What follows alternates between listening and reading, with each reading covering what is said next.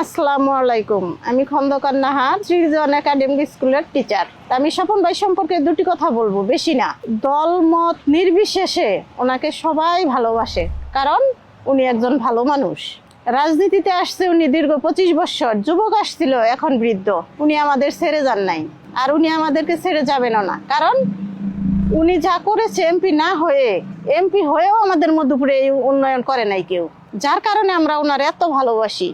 স্বপন ভাই হচ্ছে এই মধুপুরের মধ্যে যে কাজগুলা করছে, যা বললে শেষ করা যাবে না, কারণ তার কাজগুলো আমরা প্রকাশে আনি না, কাজই তার পরিচয় করাই দেয় যে তিনি একজন স্বপন ফকির না।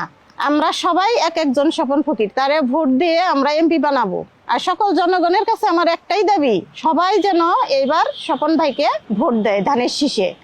আর মধুপুরের জনগণের প্রতি আমার আকুল আবেদন, এইবার যেন এরা ভুল না করে, স্বপন ভাইকে একটা করে ভোট দিয়ে ওনাকে যেন এমপি বানায়।